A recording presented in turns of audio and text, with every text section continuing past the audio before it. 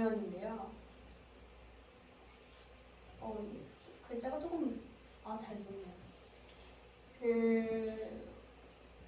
한 번쯤은 신앙생활을 하게 되면 마주하게 되는 기도문입니다. 영접 기도문이죠. 우리가 보통 새신자로 이렇게 성도님들이 들어오실 때 새신자 교육 프로그램들을 마치고 이 기도를 꼭 시킵니다. 이게 하나님을 내 마음에 영접하겠습니다라는 기도 내용이에요. 물론 많은 새신자분들이 이게 무슨 뜻인지도 모르고 고백을 하십니다. 그러나 우리가 이 내용을 좀 잘 보면 우리 함께 읽어볼까요? 기도를 읽어볼까요? 시작! 사랑의 하나님, 나는 죄인입니다. 지금까지는 하나님이 믿어지지 않아서 내 마음대로, 내 운명대로 살았습니다. 그러나 지금 이 시간 내 마음의 문을 열고 예수 그리스도를 내 영혼의 구세주로, 내 삶의 왕으로 영접합니다. 여기까지 읽을게요. 우리가 이 내용을 이렇게 고백하고 하는데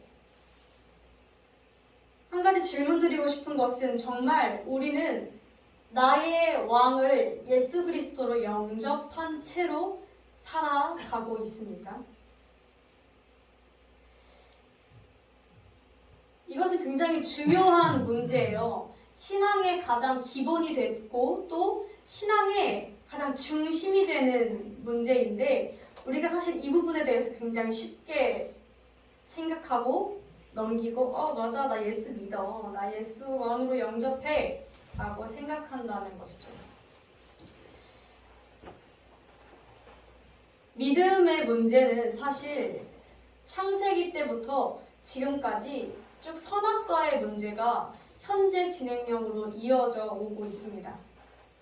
선악과가 어떤 것 때문에 문제가 일어났던 거죠? 하나님께서 선악과 빼고 다른 거 다 먹어도 된다 하셨어요. 그런데 아담과 하와가 그 선악과를 먹겠다고 했어요. 그렇죠? 내 마음에 우리 그런 것들 있잖아요. 하나님, 이것도 하고 이것도 하고 하나님 앞에서 이 죄도 안 짓고 이 죄도 안 짓고 이렇게도 살고 주일 성수도 하고 뭐도 하겠습니다. 그런데 하나님, 내가 술 먹는 것만은 뭐라 하지 마세요. 하나님, 내가 이것도 하고 이것도 하고 이것도 하고 이것도 하겠습니다. 그런데 내가 살아가는 삶의 방식은 건들지 마세요. 내가 내 말 습관 건들지 마세요. 이렇게 하나님에게 내어주지 못하는 것들이 분명 존재해요. 사실 이것은 선악과 때부터 지금까지 쭉 현재 진행형으로 이어져 오고 있었던 문제였습니다. 내 마음에 말씀을 두고 싶어 하지 않고 내가 왕이 되고 싶고 내가 주인이 되고 싶어 하는 마음을 우리는 굉장히 자연스럽게 큰 문제로 여기지 않습니다. 요즘은 더군다나 내가 삶의 주인이 되어야 한다라는 이야기들과 가치관들이 굉장히 자연스럽게 자리 잡은 시대입니다. 그래서 내 느낌이 제일 중요해요. 내 감정, 내 경험. 그게 가장 중요합니다. 그래서 사실 사람들은 내가 듣고 싶은 것만 또 듣거든요. 내가 아무리 난 객관적인 사람이야, 난 이성적인 사람이야 라고 해도 사람은 결국 내가 듣고 싶은 대로 내가 깔려져 있는 선 이해대로 나에게 깔려져 있는 내 경험대로 A라는 상황을 내 경험에 섞어서 해석하게 되고 모든 상황을 그렇게 바라보게 된다는 거예요. 제가 영상 하나 보여드릴게요. 이게 어떻게 들리는지 같이 한번 들어보도록 할게요. 참고로 이 영상은 한국말이 아니라 이태리 언어로 이야기를 하고 있는 거예요. 화질이 안 좋네요.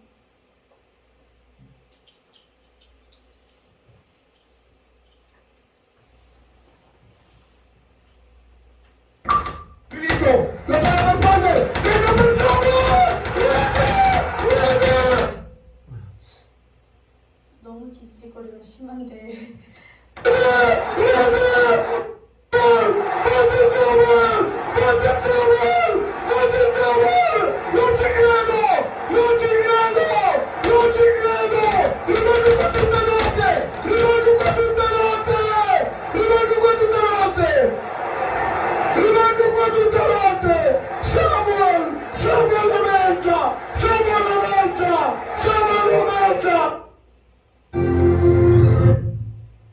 네. 다음 영상으로 넘어갔는데 이 축구 경기에서 들렸던 이야기가 어떻게 들렸나요? 사무엘 너무했어. 니 딸 두 명 나왔어인가? 맞나요? 니 딸 뭐 나왔어. 2명 나왔어. 뭐 사무엘 너무했어. 너무해. 사무엘 이렇게 얘기를 하죠. 그런데 사실 이건 한국어가 아니에요. 근데 우리한테는 그 이태리 언어가 패치가 안 돼 있잖아요. 한국어가 패치돼 있으니까 한국어로 듣고 싶은 대로 듣는 거예요. 그렇죠? 우리한테는 이렇게 내가 듣고 싶은 대로 나에게 깔려져 있는 지식을 바탕으로, 경험을 바탕으로, 선 이해를 바탕으로 모든 사건을 바라보는 이러한 관점들이 있습니다. 이걸 우리는 오늘부터 이렇게 부를 거예요. 세계관. 세계관이라 부를 겁니다. 세계관은 어떤 거냐면요. 세상의 다양한 것들을 바라보는 나만의 관점입니다. 누군가는 굉장히 작게는 이런 것들이 있어요.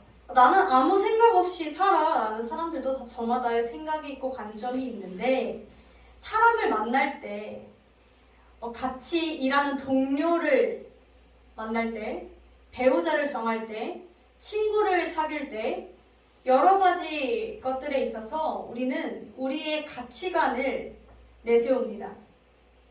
어떤 것들이 있을까요? 배우자는 이제 많이 기도들을 하실 테니까요.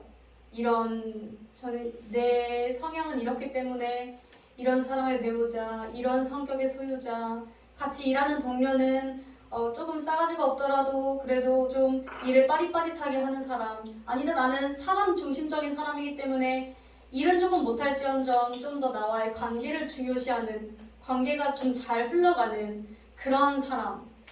사람마다 자기가 가진 성격, 특색, 성향대로 저마다의 기준, 인간관계에서도 관점이 존재하고 또한 인생을 장기적으로 결정할 때 있어서 나는 현재를 즐길 거야 라는 그런 욜로, 그런 관점으로 살아가는 사람들도 있고 나는 좀 장기적으로 건설적으로 할래 라고 생각해서 그렇게 계획을 세우며 살아가는 사람들도 존재합니다. 또한 이게 며칠 전에 들은 이야기인데 하다못해 굉장히 간단한 건데 길을 가다가 요새 어떤 꽃이 폈죠? 벚꽃이 폈어요. 벚꽃이 폈는데 굉장히 감성적인 사람들은 보면서 꽃이 피고 너무 예쁘다, 봄바람이 불고 이렇게 봐요. 그런데 꽃에 대해서 이런 감성적인 부분에 대해서 잘 모르는 사람들은 어때요? 사람이 너무 많아서 그냥 짜증이 나요. 왜 이렇게 사람들이 몰리는지 모르겠어요. 길거리에는 꽃잎이 떨어져서 더러워지는 게 짜증이 나요. 자신만의 그런 관점대로 어떤 것들을 바라보는 게 모두 다 다르다는 거예요. 또 이런 것도 있죠. 혹시 성도님들은 여행을 어떻게 즐기는 스타일이세요? 여행. 나는 여행을 쉬러 간다. 나는 여행을 즐기러 간다. 구경하러, 체험하러, 거기서만 할 수 있는 것들. 이거에 따라서도 굉장히 많이 갈리고 여행에 가서 많이 싸운다고 해요.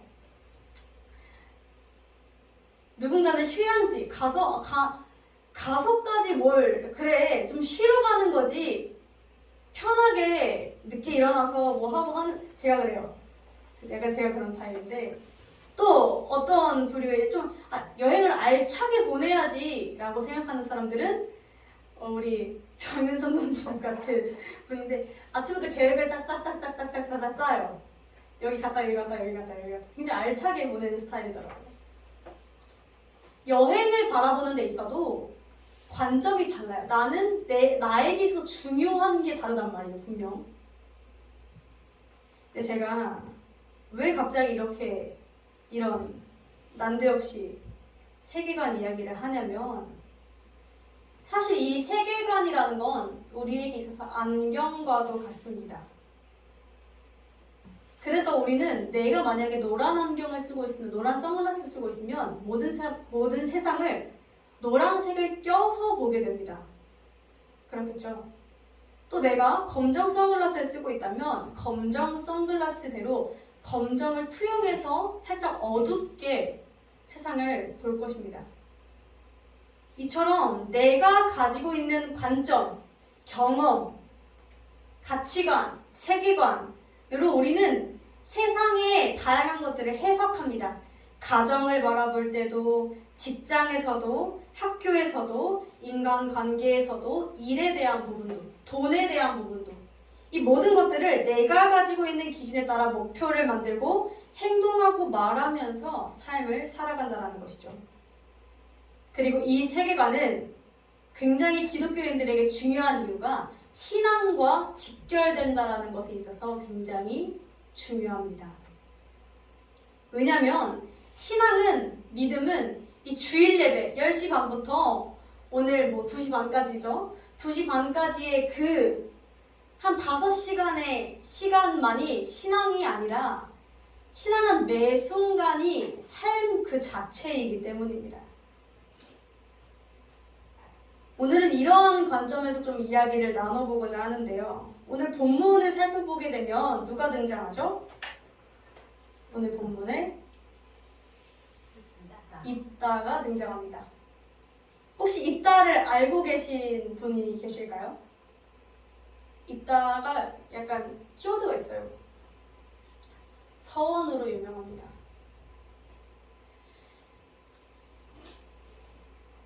오늘 이 스토리를 보면 입다가 어떤 사람이냐면요.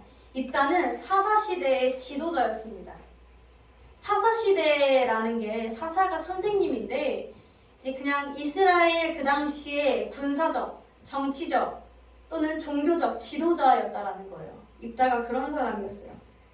자, 그런데 이 사사시대의 특징이 있습니다. 뭘까요? 사사시대의 특징. 사사시대는 왕이 없어서. 사사기 마지막 절에 등장하죠. 사사기 마지막 절에 이렇게 등장합니다. 그때 이스라엘에 왕이 없으므로 사람이 각기 자기의 소견에 따라 행동하더라. 이것이 사사시대의 전반적인 스토리 흐름입니다. 이걸 깔고 가야 돼요. 그래서 사사기는 많은 이제 목사님들이 이렇게 부르십니다. 사사로운 시대라고. 굉장히 뭣도 없고 실패한 책이 사사기, 실패한 역사가 이 사사시대라고 이야기를 합니다. 백성들부터 지도자들, 사사들까지 성공한 사람이 없어요. 그래서 이렇게 실패의 책이라 부르는데, 사실 저는 이 실패의 책 사사기를 제일 좋아합니다. 가장 현실적이에요. 가장 좀 약간, 저는 이상한 열등감이 있어서 막 아브라함이나 요셉이나 바울이나 이런 사람들 보면 제 신앙과 괴리감을 느껴요.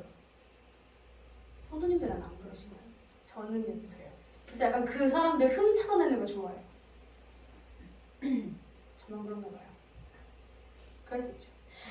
어쨌든 그런데 어쨌든 사사시대는 그래요. 계속해서 실패의 시대인데, 이 시대 때 지도자였던 입다입니다. 입다는 11장 1절에 보면은 큰 용사였다고 해요. 건달들이 따를 정도로 사실 이런 능력이 있었던 사람이었어요. 그리고 그는 또 어떤 사람이었냐면 하나님 앞에 고백했던 사람이었습니다. 9절을 함께 보면 이렇게 등장해요. 입다가 만일 여호와께서 그들을 내게 붙이시면 이라는 말로 시작합니다. 일단 어떤 사람이었냐면 그 와중에서도 그 세대에서 살아가면서도 하나님을 나름 사랑한다고 고백했던 사람이었어요. 하나님이 능력이 있다는 걸 알아서 내가 싸워서 승리하는 것이 아니라 여호와께서 그들을 나에게 붙이시면 내가 승리할 수 있을 거다라고 생각했던 사람이었습니다. 하나님의 능력을 믿었던 사람이었습니다. 그리고 오늘 본문 29절에 보면 이렇게 시작하죠. 여호와의 영이 입다에게 임하시매. 하나님의 영과 함께 함께 동행했던 사람이었어요. 입다에 대한 설명은 이 정도로 하고 오늘 상황을 보자면 이렇습니다. 입다가 이제 어땠냐면 하나님께서 사사를 세워주실 때는 항상 특징이 있어요. 사사기는 항상 이 구조로 돌아갑니다. 이것만 기억하시면 돼요. 사사기는. 이스라엘 백성들이 범죄합니다. 죄를 막 저질러요. 그럼 하나님이 심판하세요. 애들을 막 때리세요. 옆 동네 애들 데려다가 엄청난 압제를 받게 하세요. 그러면 이스라엘 백성들이 그때에서야 회개합니다. 그러면 군사적인 지도자, 사사를 붙여주세요. 그럼 전쟁의 승리에서 이스라엘의 평화가 찾아옵니다. 그러면 또다시 이스라엘 백성들은 은혜를 잊고 죄를 짓습니다. 이게 계속 이 패턴이 계속 반복되는 게 사사 시대예요. 그래서 입다가 등장할 시대도 이랬어요. 입다가 왜 갑자기 등장을 했냐면 이스라엘 백성들이 또 하나님 앞에서 죄를 지어가지고 하나님이 엄청 심판을 하시는 거예요. 이스라엘 백성들을. 심판하시니까 또 어때요? 이스라엘 백성들은 죽자고 소리를 지르기 시작합니다. 잘못했다고. 그래서 입다를 세워주셨는데 그래서 오늘 본문에서 입다가 하나님 앞에 세워져서 나아가는 것으로 상황이 시작이 됩니다. 근데 입다가 오늘 뭐 하죠? 서원합니다. 서원 기도하죠. 혹시 서원 기도가 뭔지 아시는 분들 있으신가요? 서원 기도는 하셨던 분들도 있을 것이고 또 그냥 알고만 있으신 분들도 있을 것이고 그런데 이 서원 기도는 사실 굉장히 엄청 조심스럽고 신중하고 두려워해야 하는 기도입니다. 하나님을 상대로 계약을 거는 거예요. 하나님, 이거 해주시면 나 이렇게 하겠습니다. 이거 해주시면 나 이렇게 살겠습니다. 하나님을 상대로 이렇게 기도를 하는 거예요. 웬만하면 서원 기도는 다 들어집니다. 그런데 이 서원에 대해서 불이행 시 아마 끔찍할 겁니다. 전도서에서도 서원 기도를 하고 안 지킬 바에야 서원을 아예 하지 말라고 가르쳐요.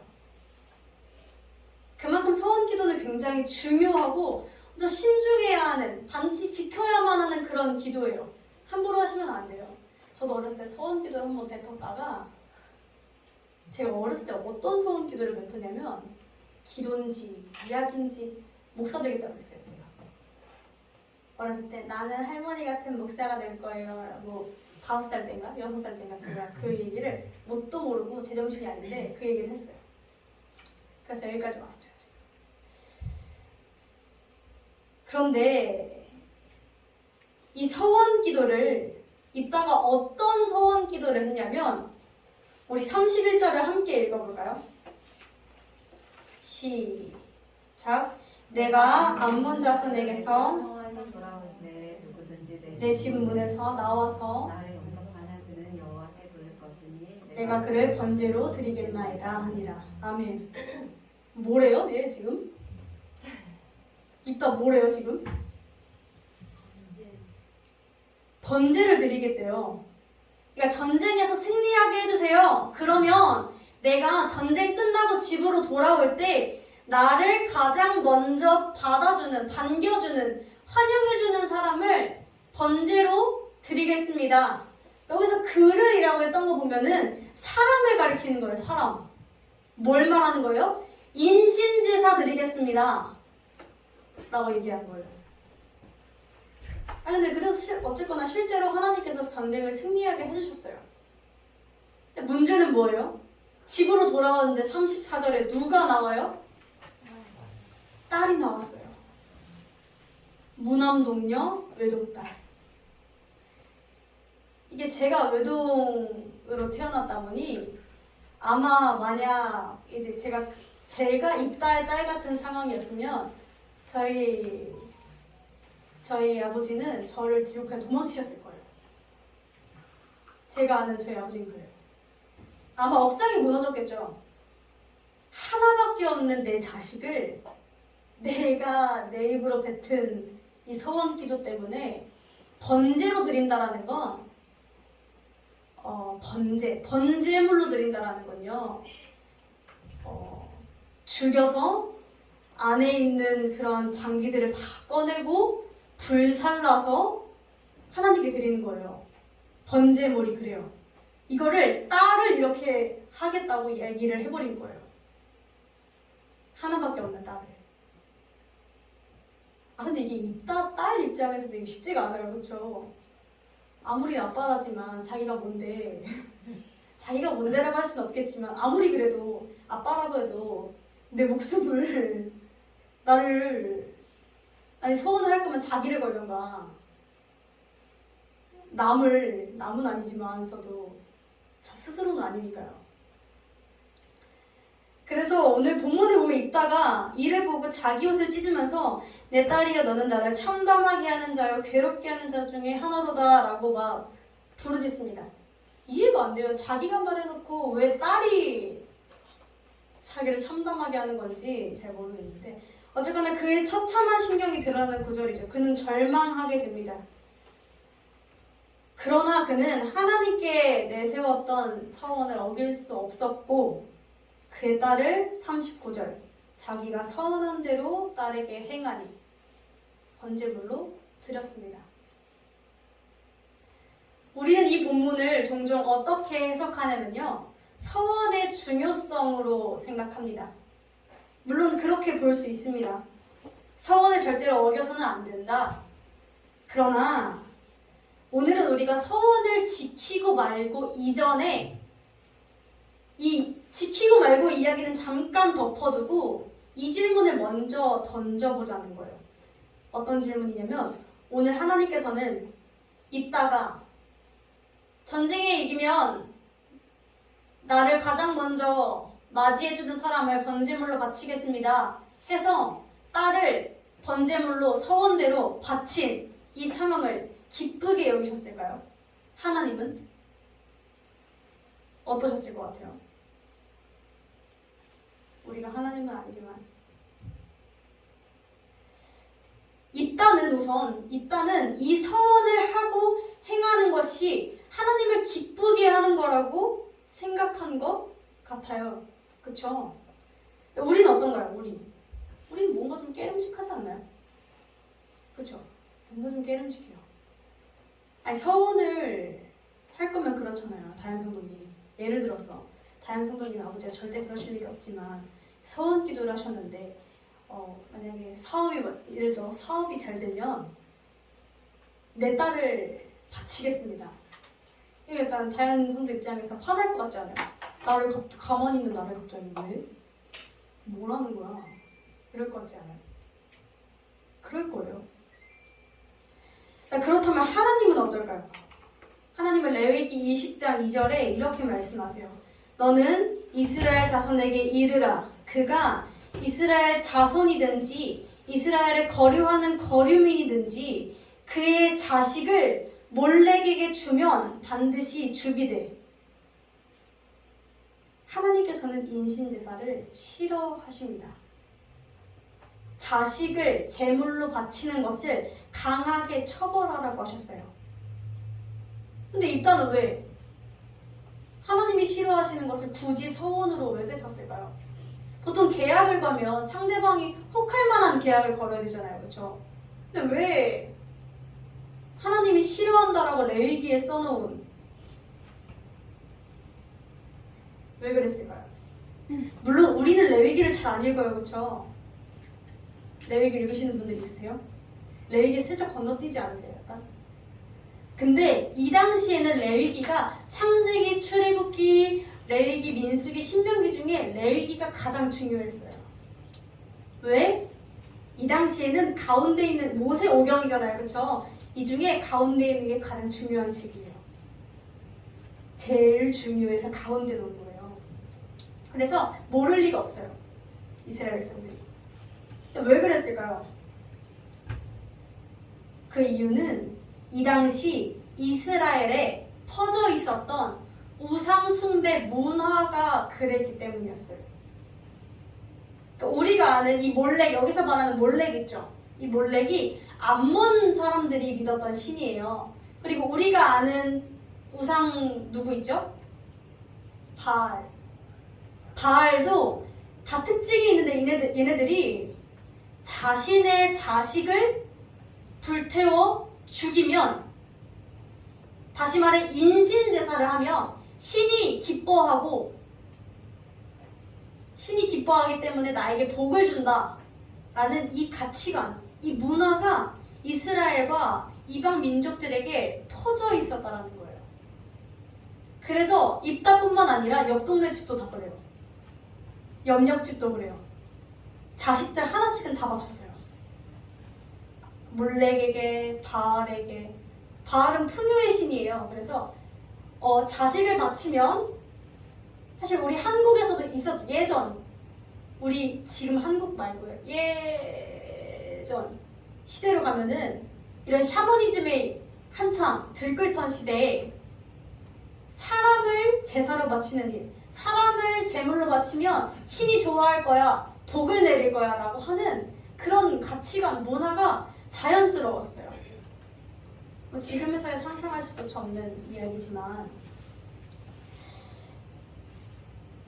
하나님께서는 분명 이러한 행동들에 대해서 엄하게 말씀하시면서 인신제사를 절대 해서는 안 된다라고 말씀하셨는데, 그러나 중요한 것은 입다에게는 하나님의 말씀보다 인신제사, 몰렉의 인신제사, 이 당시에 퍼져 있었던 인신제사의 문화가 더 익숙했던 거예요.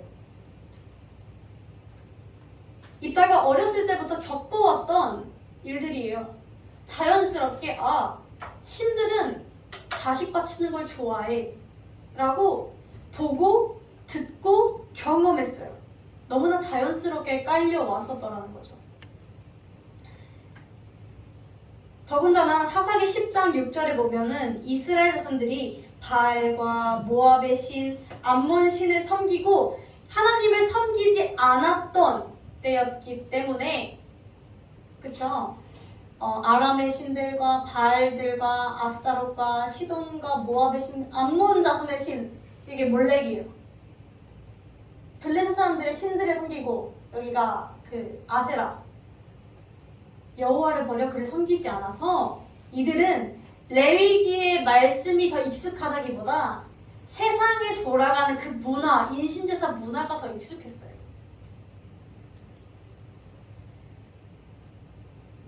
심지어 하나님이 싫어하시는 이 행동을 입다가 하겠다고 소원을 뱉었을 때 입다를 말리는 사람도 아무도 없었습니다. 제사장도 백성들도 친척도 가족도 아무도 그를 말리지 않았어요. 이미 그들은 하나님의 말씀을 잊어버렸던 거예요. 하나님이 어떤 분이신지를 잊었어요. 그들에게는 하나님보다 그들의 문화가 더 익숙합니다. 성경 말씀은 너무나 나에게서 멀고 그 세상에 자리 잡고 있는 문화, 세계관, 가치관, 사람들이 사는 방식이 더 익숙했던 거예요. 근데 우리가 여기서 잊지 말아야 할 사실은 이겁니다. 입다는 처음 소개할 때도 이야기했듯이 입다는 신앙이 없었던 사람이 아니었습니다. 입다는 하나님의 능력을 믿었던 사람이었어요. 입다는 하나님께 기도하던 사람이었어요. 입다는 하나님을 믿는다고 고백하던 사람이었어요. 하나님의 공의로우심을 알았던 사람이었어요. 그러나 그는 여전히 하나님의 말씀보다는 그가 살아오고 몸담궈왔던 그 세상의 방식대로 사는 것, 옆 사람이 사는 대로 사는 것, 주변 사람들이 다 가는 길로 그 길로 따라가는 것이 입다에게는 조금 더 자연스러웠다는 거죠. 그래서 그는 그가 가지고 있었던 우상숭배의 안경을 끼고 하나님을 바라봤습니다. 하나님은 그런 분이 아닌데 내가 가지고 있는 지식에 의하면 하나님은 이걸 좋아할 거야 라고 하나님을 오해하는 것이죠. 그 결과가 어땠죠? 자신의 딸을 잃는 결과로 비극으로 찾아왔습니다. 전쟁에 이기면 찬양하고 기뻐해야 되는데 오늘 본문의 마무리는 어때요? 다들 애곡해요. 다들 슬퍼해요. 눈물로 애곡하는 소리로 그 자리를 채웁니다. 이것이 과연 하나님을 향한 입다의 마음에 대한 문제였을까요? 입다가 하나님을 사랑하지 않아서? 입다가 하나님을 신앙이 조금 부족해서? 아니요. 사사로 세워질 정도면 하나님께 귀하게 쓰임받았던 사람이에요. 사용도 받았어요. 하나님 능력도 믿어요. 기도 응답도 받아요. 기도도 해요. 말씀도 읽어요. 그런데 이 사람은 왜 이런 비극을 맞았어요? 이 사람은 하나님 섭리, 하나님 세계관, 하나님이 주관하시는 세계관에서 살지 않고 세상의 세계관에서 살았어요.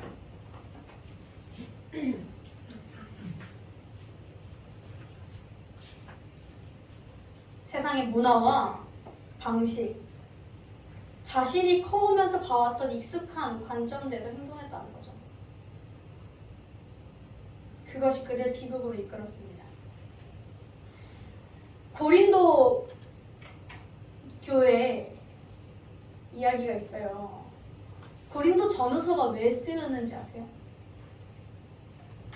이게 바울이 썼던 바울 서신들 있잖아요. 고린도 전후서 쭉 이것들은 다 제대로 신앙생활을 안 해가지고 바울이 혼내려고 쓴 거예요.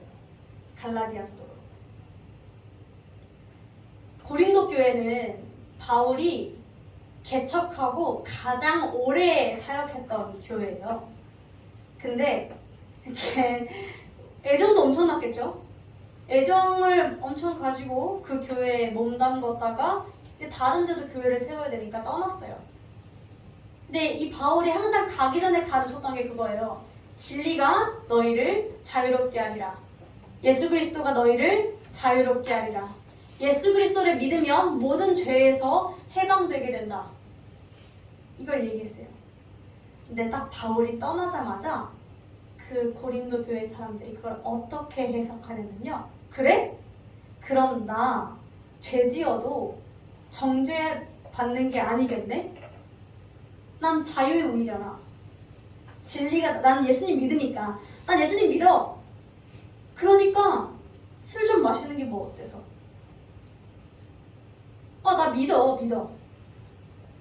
기도 조금 안 하는 거 어때서? 마음으로는 진짜 믿어. 내 중심은 여기 있어. 상황 때문에 행동이 살짝 그런 거야. 이런 식으로 그 주님의 은혜에 대한 말씀을 자신이 가지고 있던 생각과 가치관과 상황의 타협과 이런 편협한 시각들로 조금씩 왜곡했어요. 그래서 고린도 전후서에서 계속 등장하는 말이 뭐예요? 한 3번 나와요. 모든 것이 가하나, 그러니까 모든 것이 다 허락되나 모든 것이 다 너희에게 유익한 건 아니야. 적당히 좀 해. 라고 바울이 얘기해요. 그래. 너희가 만약에 시험 들지 않는다면 그래 근데 그게 과연 너한테 덕이 되니? 유익이 되니? 묻은 거예요. 이게 고린도 전서거든요. 이걸 통해서 우리가 알 수 있는 건 뭐냐면 사실 사람들은 복음 그대로 받아들이지를 잘 못해요. 복음 지분율 한 50%? 50%는 많은 거예요, 심지어. 50%를 칠게요. 그리고 내가 가지고 있던 50%. 한국 교회는 그래서 이런 특징이 있어요. 유교가 섞여 있어요. 기독교에. 한국 교회에 어떤 게 또 있냐면 샤머니즘. 무당한테 가서 물어볼 거를 목사님한테 와서 물어요. 그리고 합리화해요. 난 목사님한테 물어봤잖아. 하나님한테 물었잖아. 하나님을 무당으로 생각한다고요. 물론 그런 것들이 있을 수는 있어요. 그런 요소들이 있을 수는 있어요. 그러나 그게 신앙의 전부는 아닌데 내가 가지고 있던 샤머니즘의 특징과 유교적인 특징, 배경들이 복음을 조금씩 바꾼다고요. 또 어떤 게 있어요? 내가 가진 생각대로 하나님을 오해하는 거예요. 내가 가진 세계관이 너무 강해요. 내 계획이 너무 강해요. 내 색깔이 너무 강해서 예수님을 투명도 한 30% 입혀가지고 나한테 입혀놓고 난 예수 믿어라고 얘기하는 거예요. 예수를 온전하게 왕으로 영접하지 못한 모습이죠. 예수를 왕으로 영접한다는 건 한 나라의 왕을 그 왕 밑에 백성으로 있는다는 건 어떤 거예요? 그 왕이 정한 법대로 살고 그 왕이 주는 혜택을 누리고 또 그 법을 어기면 그 안에서 섭리대로 심판을 받고 그 나라 안에서 사는 거, 그 세계관 안에서 사는 거예요. 그런데 우리는 이도저도 아니라는 거죠. 하나님 나라에 어느 정도 있으면서 능력은 누리고 싶은데 내가 가지고 있는 가치관이 너무 강해서 내 말습관이 너무 강해서 내 행동 패턴이 너무나 강해서 일을 바라볼 때도 사람 관계를 바라볼 때도 물질을 바라볼 때도 내 인생의 계획을 바라볼 때도 가정, 직장, 여러 가지 학교 모든 상황 속에서도 예수 그리스도 섭리대로 살지 못하고 내 행동 패턴대로 내 감정대로 싫으니까 싫은 거고 짜증 나게 하니까 나도 반격하는 거고 남욕 들었으니까 나도 하는 거고 내가 내 감정의 주인이 되어서 살아간다는 것이죠. 우리가 입다와 다른 게 뭘까요? 물론 우리가 인신제사를 드리진 않아요. 그런데 우리는 여전히 하나님이 싫어하시는 것들을 하면서 하나님 말씀에 거역되는 것들을 너무나 많이 하면서 중요한 건 그조차도 인지하고 있지 못하다라는 거예요. 이 세계관이 빨리 부서져야 돼요. 내가 가지고 있는 경험들이 부서져야 돼요. 사실 뭐 그렇다고 해서 기독교는 완전히 변화된 사람들만 오는 것이냐? 그것도 아니에요. 그러니까 이런 비유죠. 예를 들어서 교회는 병원이잖아요. 병원. 예수 그리스도가 죄인을 구원하러 오셨다 하셨으니 병든 자에게는 의사가 아니 뭐라고 했어요? 그래서 그러니까 건강한 사람에게는 의사가 필요가 없고 병든 자에게 의사가 필요했듯이 교회는 그런 곳이야 라고 말씀하셨잖아요. 그쵸? 그걸 비유해보면 이런 거예요. 그러니까 많은 사람들이 기독교인들을 보면서 예수 믿는데 왜 저래? 예수 믿는데 성격이 왜 저래? 라고 얘기를 많이 하는데 예수 믿는다고 해서 성격이 다 좋진 않아요. 그건 맞아요.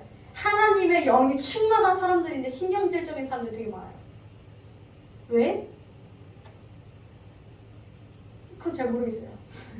그거는 내가 살아온 환경, 배경, 어렸을 때 우리 오은영 박사님이 맨날 말씀하시는 그 애착 형성 과정과 그 5세, 만 5세와 6세와 이런 과정들이 그 사람의 성격을 만드는 것이기 때문에 사실 어쩔 수가 없어요. 그런데 다만 이거죠.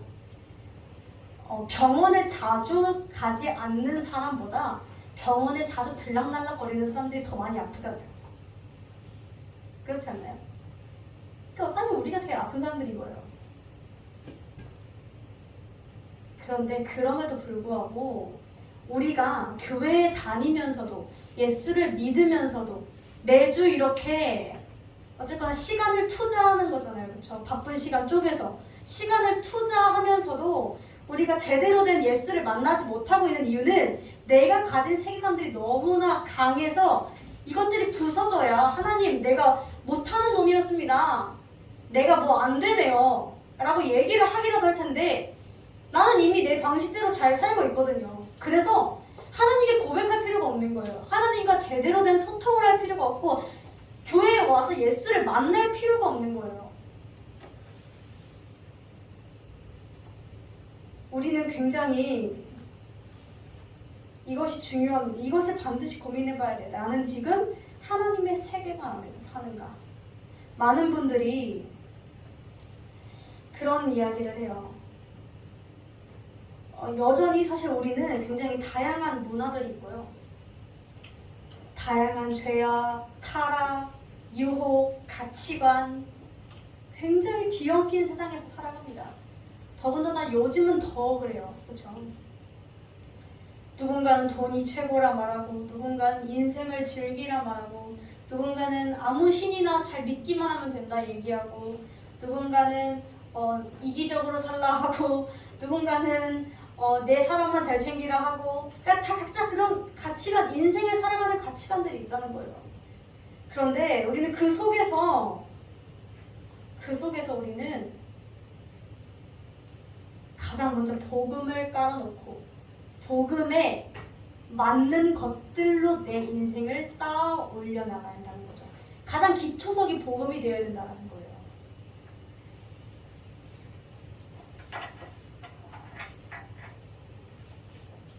왜 그럴까요? 고린도후서 10장 5절에는 이렇게 말씀하세요. 하나님 아는 것을 대적하는 그런 높은 것들은 다 무너뜨리고 나의 모든 생각들을 복종시켜서 그리스도께 복종해야 한다. 왜요? 에베소서 2장 19절 너희는 이제부터 외인도 아니요 나그네도 아니요 오직 성도들과 동일한 시민이요 하나님 아래에 있는 권속이라. 로마서 12장 1절에서 2절 너희의 몸을 하나님이 기뻐하시는 거룩한 산 제물로 드리라. 이것이 너희가 드릴 영적 예배니라. 너희는 이 세대를 본받지 말고 오직 마음을 새롭게 함으로 하나님의 선하시고 기뻐하시고 온전하신 뜻이 무엇인지 제발 분별 좀 해라. 주님의 말씀입니다. 우리는 얘기하죠. 나 예수 믿어. 나 예수 믿어. 예수 믿는 게 뭔데요? 예수 믿는 게 뭔데요? 믿음은 삶이에요. 믿음은 2시간 예배드리는 게 아니에요.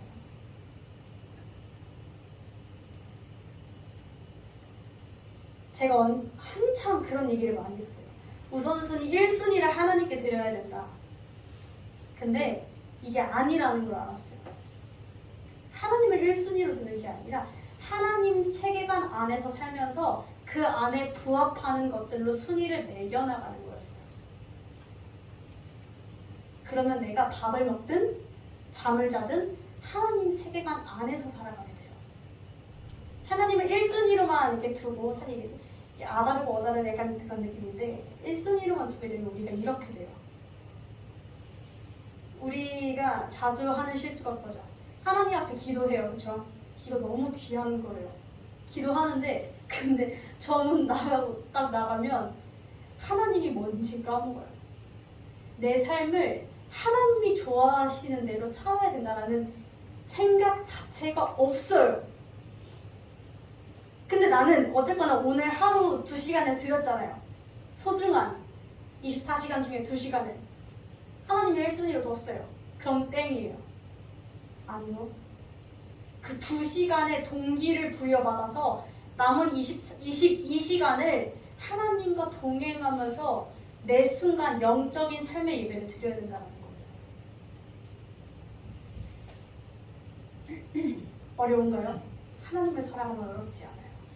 왜? 사랑하면 더 같이 있고 싶거든요. 연애하는 사람들 보면은 하루 종일 그 사람 얘기만 해요. 좋으니까. 부부들은 잘 안 그런 것 같아요. 저희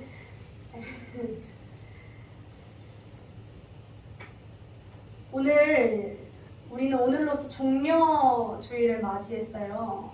내일부터 일주일 뭐죠? 고난주간이에요. 그 다음 주는 부활절이에요. 예수 그리스도께서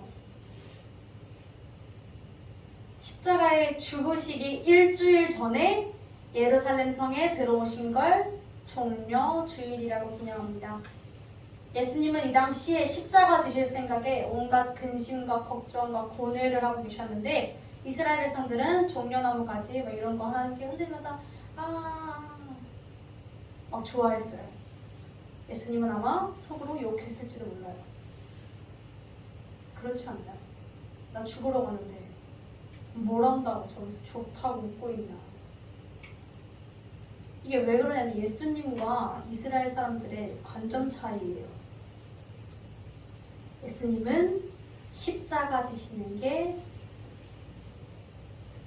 세상을 구원하는 거였는데 백성들은 예수님이 내 인생을 꽃길로 만들어주려고 했어요. 우리가 종려주일과 더불어 고난주간을 맞이합니다. 일주일의 삶 동안 예수 그리스도를 묵상하시길 바래요. 예수 그리스도, 내가 원하는 예수 그리스도가 아니라 나의 생명을 위해서 자신의 생명을 던지신 그 예수를 온전하게 모시게 되는 그런 고난주간과 부활절이 되기를 간절히 소망합니다.